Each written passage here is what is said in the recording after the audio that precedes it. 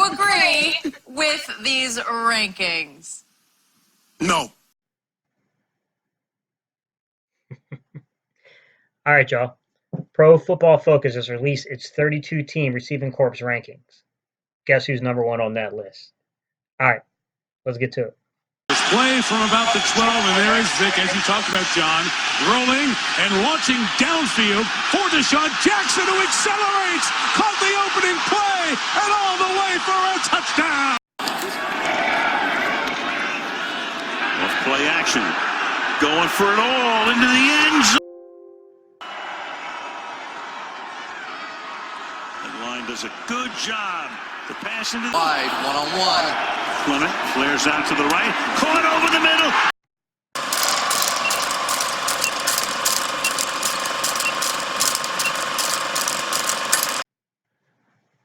All right, guys. Today is a very good day to be an Eagles fan. As I was just saying, Pro Football Focus released its 32-team receiving corps rankings.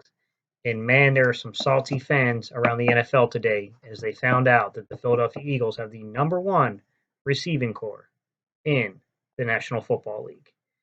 And that's what I want to talk about today.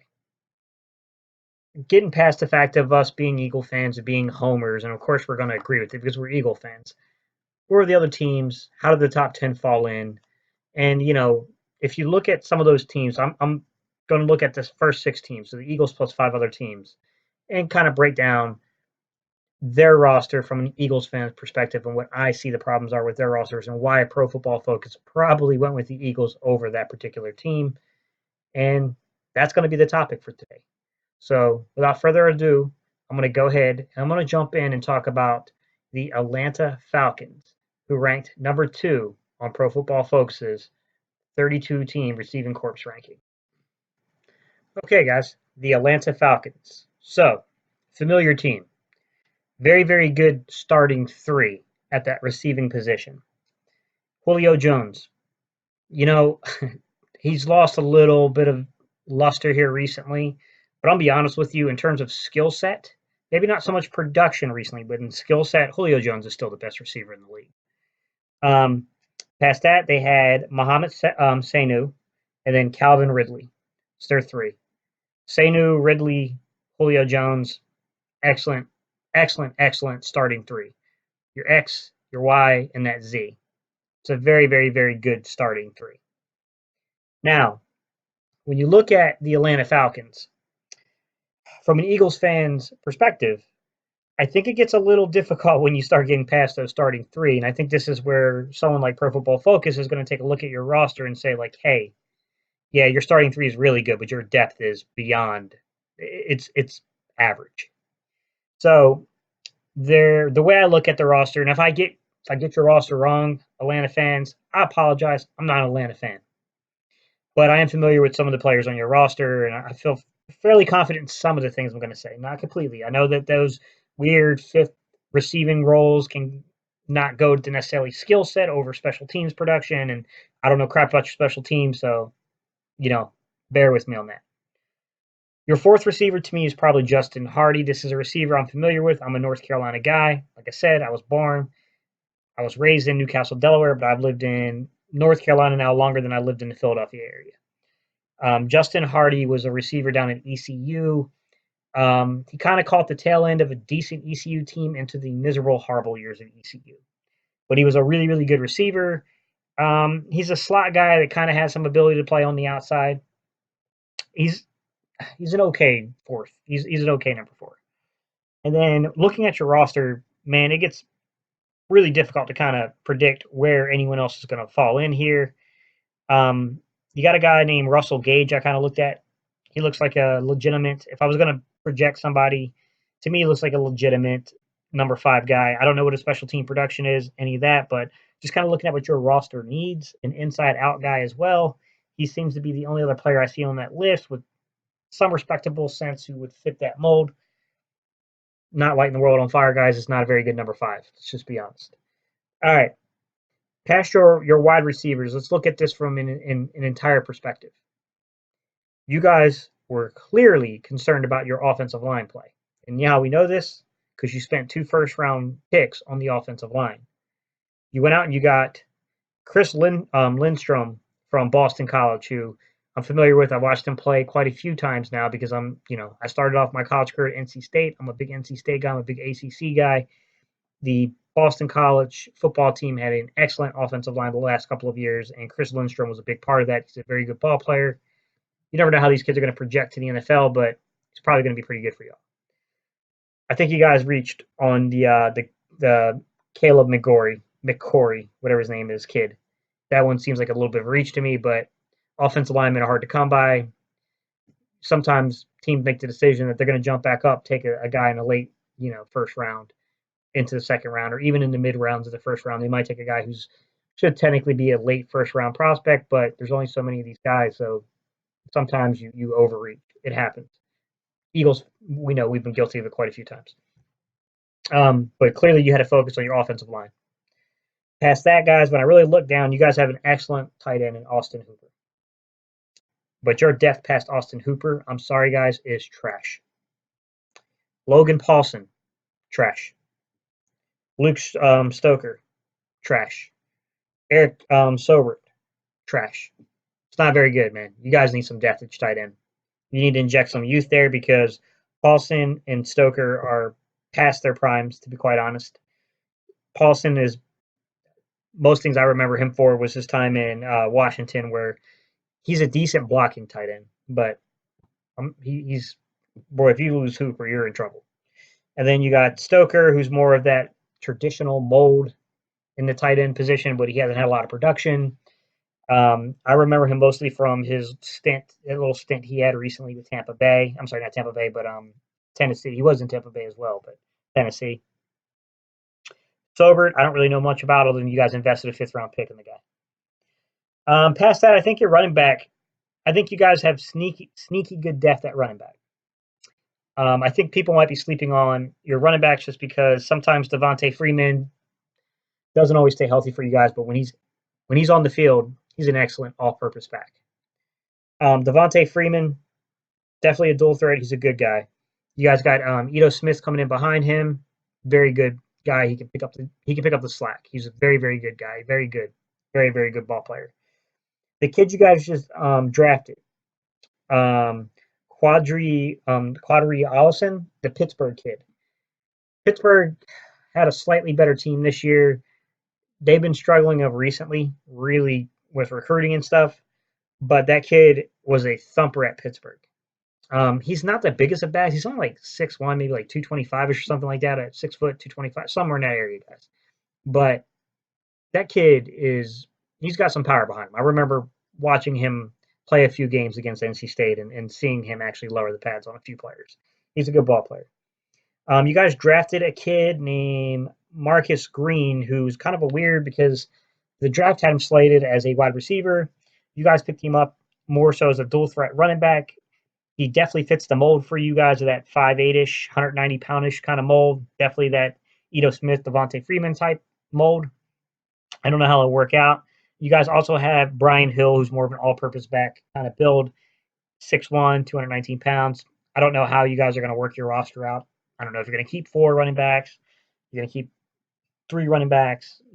If there's a 4th running back, it probably would be pretty interesting to see that battle between Brian Hill and Marcus Green from y'all's perspective. I think what killed you guys is your top 3. Your starting 3 is arguably just as good, if not slightly better than the Eagles. Even down to your Austin Hooper, I think you can throw in the conversation of being, I don't think he's quite as good as Ertz, but he ain't far behind him. But as this Eagle fan's perspective on why Atlanta was number 2 and why you guys didn't quite jump ahead of the Eagles. All right, guys. Pro Football Focus's number 3 receiving corps is the I don't have a home Rams. For real, Los Angeles. Can we just agree? After this probably fails with both the Chargers and the Rams, that you are not allowed to have any more professional football teams because you just don't have a football culture in your town. It's a lovely town, great sunny weather, great beaches. It's not the culture there, guys. Stick to the Lakers. Stick to the Dodgers. It's not your culture. I feel embarrassed for you guys because basically every team in the NFL just takes over your stadium. Shouldn't happen, guys. Should not happen. All right, the Rams. Once again, very, very good starting 3. arguably it's up there in terms of the best starting three. It's pretty highly ranked. I would give it. I don't know if I'd say it was number one, but it's certainly one of the top three absolutely starting that X, Y, and Z. Robert Woods, Cooper Kupp. You can X or I don't care how you put them in terms of who's wide receiver one, who's wide receiver two. To me, doesn't really matter. And then you guys got Brandon Cooks, kind of that nice kind of slot piece. He can also play outside, but I think he's more effective in the slot. Past that, boy, your production really falls off the map. You guys are in worse shape than in my opinion, than Atlanta because your depth is smelly, really, really smelly. You have Josh Reynolds, and then past Josh Reynolds, guys, I don't know what to make of your roster.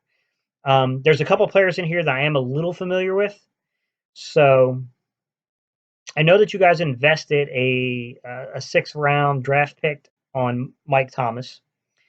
Ideal, outside kind of wide receiver, height and weight. He's got that kind of, whether his play matches up to it, who knows.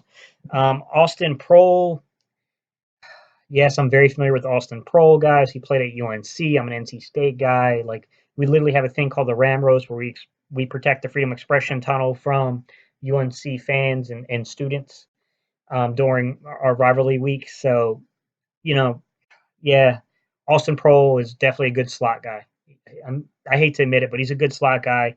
I don't think he's really had his chance yet in the NFL, but maybe he's going to pick it up with you guys as your 5th wide receiver, and I could see that happening because he does have skill. The other guy that's on your team that I'm familiar with is Juju Natson or JoJo. I don't know if he goes by Juju or JoJo. I'm pretty sure it's JoJo, actually, looking at the way he's got it kind of spelled out. But Natson, small slot guy, 5'7", 153. If I'm not mistaken, wasn't he on the Jets? I want to say he was on the Jets. I think I remember him from a special teams play or something. For some weird reason, his name's registering with the Jets with me. Past that, guys, your tight ends are average to above average. You got a fairly decent amount of depth between Gerald Everett, Tyler Higbee. I don't know who you want to put as your 1 or your 2. I think Gerald Everett is probably looked upon from an outside perspective as your 1 going forward. Tyler Higbee's had production, though, so I don't know, man. I mean, you guys pick that one. Who cares? And then you guys have Johnny Munt. That's what I see from your tight end perspectives, from the tight end perspective for you guys. And then looking at your running back situation, I think you guys are in a really good position at the running back position. Like the way Atlanta's being slept on, I don't know if you guys are being slept on, but your running backs, man, you guys go pretty deep with running on your running back position. To begin with, Ty Gurley, he's one of the best running backs in the league. Malcolm Brown, he's a decent back. I don't know how long he's going to hold that number 2 position because your number 3 running back, as I'm looking at, is Darrell Henderson, and that kid is a beast. He will be a very good complement to the change of pace and being able to take a couple catches out of the backfield, just like Gurley can. But Gurley's much bigger, much more physical. But Darrell Henderson's going to be a good one for y'all. There's a kid that you guys have I believe you guys got him as an undrafted free agent, rookie free agent at that. And that's Matt Colburn out of Wake Forest. Thank God that kid's gone. He's a sneaky running back. He's not the biggest dude. He's like 5'10", 5'9"-ish. They may have listed him at 5'10", but I'm telling you guys, he's about 5'9". He's probably right around 200 pounds or so. Sneaky athletic. He can run with more of an attitude than you would expect at that size. Like, he was really good for Wake Forest. He was very, very good for Wake Forest. Past that, I know you guys invested a 6th round pick in John Kelly. I don't know how many running backs you guys are going to keep. Looking at your roster, I don't see why you guys would be too over-enthused about your receivers, but maybe you guys know something I don't know. Special teams always comes into it. Rams fans, if I'm not getting something from a special teams perspective and a rookie free agent that I'm missing, I brought up Colburn. I think he's going to be a ball player if he can make your roster. If not, it'd probably be on your practice squad because the kid he's talented. But tell me about your receivers, man. Austin Prohl, JoJo Natson, Mike Thomas, I think kind of fight for that last positioning. I don't know if you guys are going to keep 6, maybe you keep 2 of those guys. I don't know. If I was a bet man, I'd probably go Austin Prohl, win the position, but just depends on your positional needs. You guys might decide that you want to keep investing time in Mike Thomas, although it hasn't panned out yet. But look, I mean, if you look at this roster, it's not a bad roster, but it doesn't have the same depth as the Eagles, guys. There's a pretty good reason why you're not number one. Great starting. You got a great starting, receiving core here. But as you learned last year, Cooper Kupp, Robert Woods, or Brandon Cooks goes down. Todd Gurley goes down.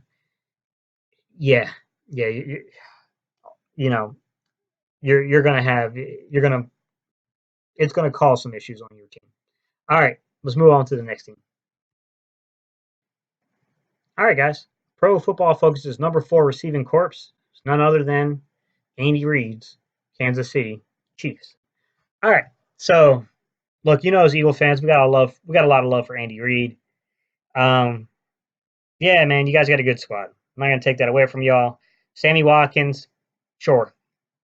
Demarcus Robinson, decent ball player. Tyreek Hill, definitely one of the best in the league. You guys got a good young prospect coming in Mecole Hardman.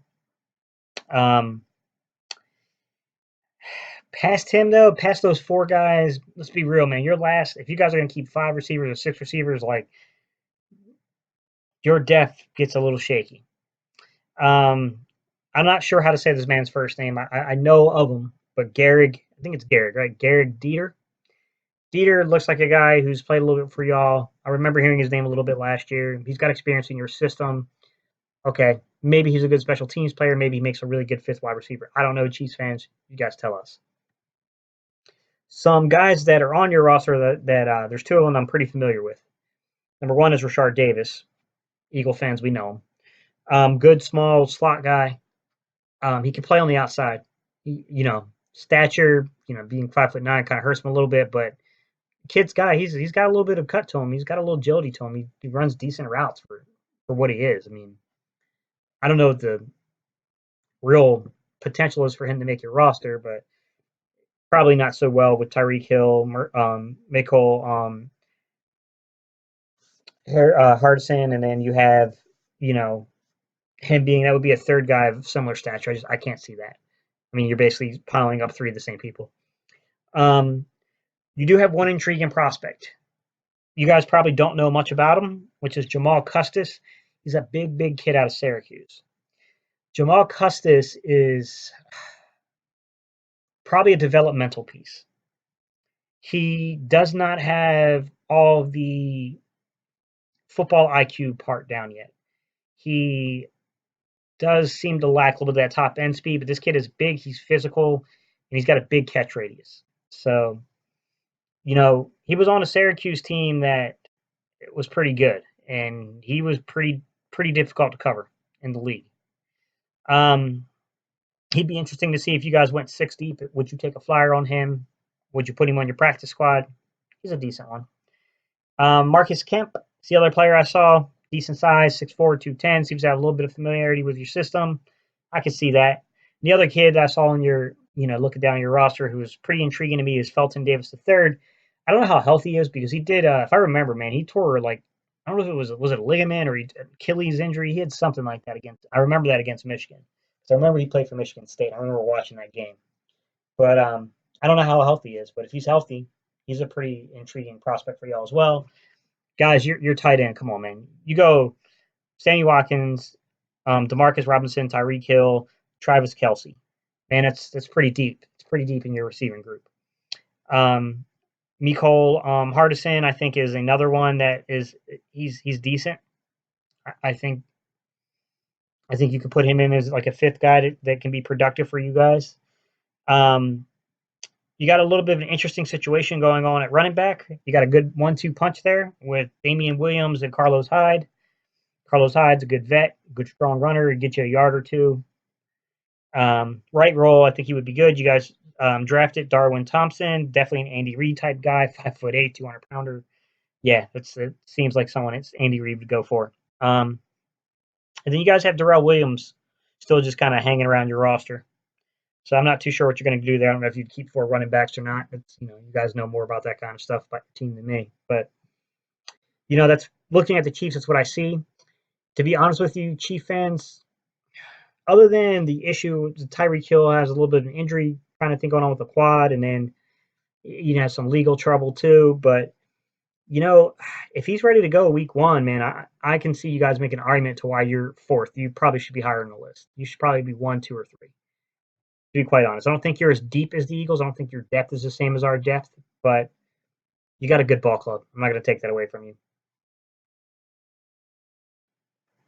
All right, guys. Pro Football Focus's number 5 receiving corps for the 2019 season is the Houston Texans. And if anyone on this list had all the potential in the world, but really got bit by the injury bug, it's the Houston Texans, man. When I look through, Will Fuller, Kiki Kute, man, you guys, boy, you took some injuries, man. I can't remember, but didn't DeAndre Carter go down for y'all for a little bit too? You guys really, really got ravished by injuries. Man, your 1, 2, and 3 is pretty good, especially your 1 and 2. DeAndre Hopkins and Will Fuller is a dynamic 1 and 2. Very, very good. I don't know who's better than the other. They're both very good players. Kiki can play. He's a good ball player. I'm not going to gripe about that.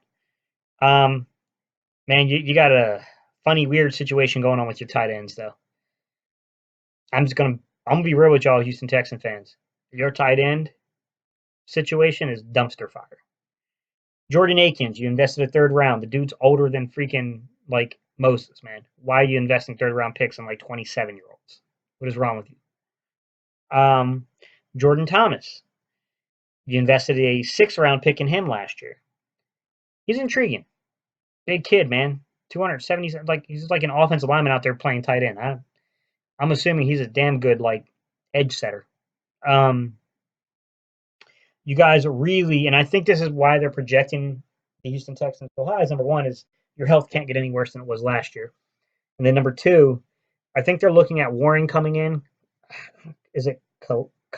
I don't know how to say his first name, guys, but I know of him because I remember the draft buzz around this kid. Warren. A lot of people were saying that this kid's being slept on and that he's going to be a really good tight end in the league. I don't know much about the kid other than a little bit of highlight reel film stuff I saw, but I'm thinking that they're projecting this kid to probably take over as your number 1 tight end and to be something pretty dynamic for you guys, especially in combination with someone like DeAndre Hopkins, Will Fuller, and Kiki. You put those 3 together with a decent tight end, and you got something. Where I think you guys are really stinking up the place is at running back. And I know Lamar Miller is not trash. I'm not saying Lamar Miller's trash. Lamar Miller is okay. He's a decent middle-of-the-pack running back. However, you didn't really replace Alfred Blue, man.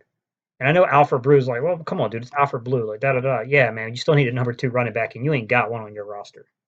Bro, look at your roster. Your number 2 right now is Dante. I don't know, it's Deontay. I don't know how he pronounces his name, guys. Foreman, who was a 3rd round pick for y'all back in 2017. You must be basically telling him it's time to blossom. It's time to show it because, man, if he doesn't step in and fill that void, man, y'all going down to Tawan Jones and Josh Ferguson. Tawan Jones, the kid that was on Buffalo and Oakland's team forever and is never done crap. I mean, look, maybe I'm being a little harsh on him. Maybe he's a 3rd running back. That's what his role's been in his career. And maybe he's a very good special teams player. I don't know that much about him. But the little bit I do know about him is this kid has not produced anything. And that's kind of scary if that's going to be your number 2. Because he's got a long track record in the league to have no production. Past Tawan Jones, Josh Ferguson. Yeah, I mean, it's hard to say, guys. I mean, he hasn't been in the league the same way that Tawan Jones has been in the league. But at the same time, he didn't do crap in Indianapolis. Now, yeah, he was buried behind some really good running back play in Indianapolis. I mean, Indianapolis went pretty deep at their running back position. But, bro, I would not feel, if I was in y'all's situation, I would not feel secure with that being my running back room. I mean, I know that what does that have anything to do with wide receivers? Well, kind of does. It kind of does. If you can't run the ball, let me tell you as an Eagles fan, you're going to be in trouble. If you don't really have any kind of a guy who can come out and be a dual threat kind of guy who can come out and catch some balls, in the flat and maybe do a wheel route. If you're lacking that, it's going to hurt your production in your wide receiver play. I can see why they put you down at 5th because your starting 3 is good. You got a guy in DeAndre Carter who's a good depth piece as a number 4. You got a prospect in Warren coming up in your tight end. But man, past Warren, your tight ends are trash, and your running backs are hurting. I mean, hey, that's an Eagles fan's perspective on what's going on with y'all's team right now. Next team. All right, Cleveland, you're up. You are Pro Football Focus's number 6 receiving corps for 2019 NFL season. Man, y'all got a good receiving corps. I'm not gonna lie to you. You go pretty deep. Your receiving corps goes 4 deep, in my opinion.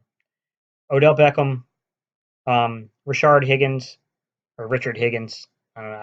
I don't know how he goes by, but I'm familiar with him. Jarvis Landry, Antonio Callaway. That's a really good 1, 2, 3, 4. Tight end David Njoku. He's a good player. He's a good ball player. I don't think he's to the level of Zach Ertz, but he's a good ball player. Your depth at tight end is a little lacking, guys. You got a lot of young guys.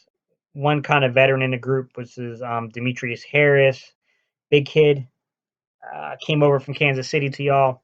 I don't know what his role is going to be for y'all. Y'all had DeValve last year, played a little bit for you guys. You have Orson Charles, kid out of Georgia. Kind of has that prototypical size, like kind of an H-back tight end type size to him. I mean, you got a good team. You guys do like to lean towards a taller. You guys have this weird combination of weird H-back guys, tight end type, 6'3" guys, and then a weird leaning on these strangely huge freaking tight ends, 6'6", 6'7". It's a little weird, Cleveland. I don't know what you're doing there, but all right. Odell Beckham, Jarvis Landry, Rashard Higgins, along with Antonio Callaway, is going to be a very, very dynamic receiving corps for y'all. David Njoku is going to be good, man. Like, I can't really knock y'all for what you got this year, man. Like, the talent around your team is there. You're young. You're very young. Like, ridiculously young as I look down to your list. Hey, that didn't seem to hurt Kansas City too much, but we'll see. I mean, sometimes it can't hurt you. Your running backs, man. Nick Chubb getting to step up and get his chance. I think he's going to do good, man. I think he's a very dynamic ball player. Y'all got Duke Johnson as long as he, doesn't become too distraught with the situation y'all got going on there. I mean, Duke Johnson's a good ball player, good change of pace guy. I'm glad he's not playing for Miami any longer because he was a pain in the ass for us. And then you got a weird situation going on with your running back 3. I don't know where you're going to go there. I mean, you guys got kind of a 2 guys I can see where y'all would have a little bit of a fight there, which is Dontrell Hillard and then AJ Ovalette. Like, I don't know if is Ovalette. I'm familiar with him, but I don't know how you say his last name.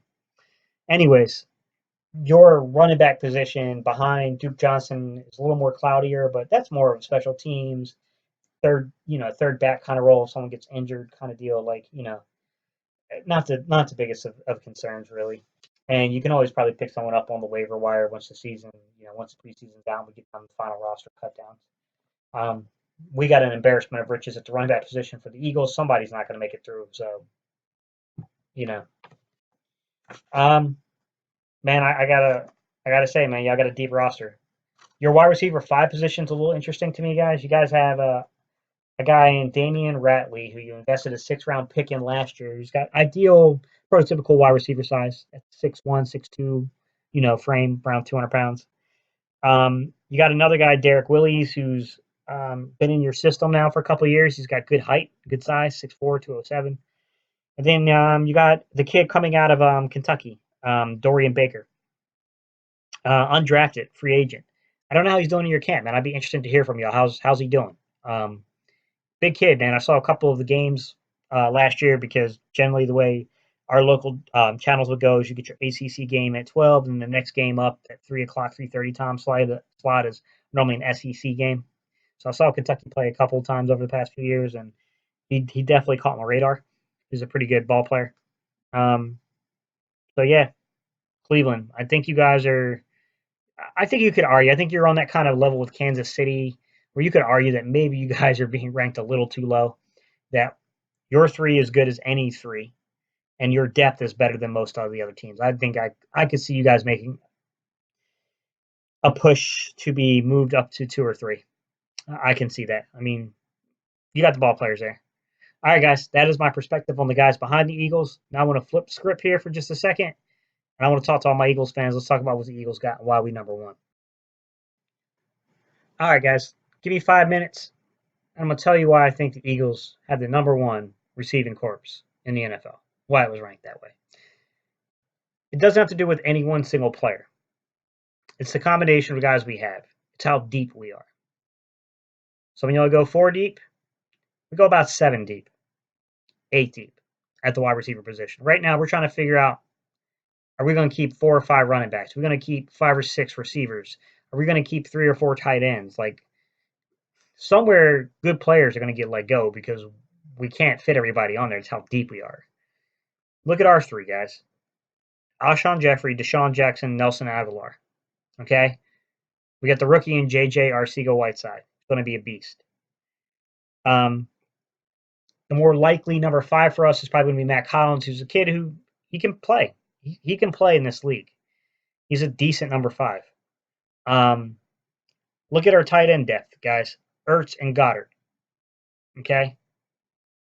Like, we're deep. Dude, we're deep as it gets, man. Look at our running back depth. Howard, Clement, Sanders, Sproles. It doesn't even count Josh Adams, who was our leading back last year. Or, you know, it's tough to fit everybody on our roster, man. It just is. Like, we can't fit everyone. That's why we're ranked where we're ranked. Alshon Jeffrey. I know some of y'all think he might be a little overrated. Alshon Jeffrey is still one of the greatest wide receivers in this league when it comes to getting up high pointing the ball. He's great at it. He doesn't need to be open. He'll make himself open. Just dome the ball. Deshaun Jackson. Man, that guy is like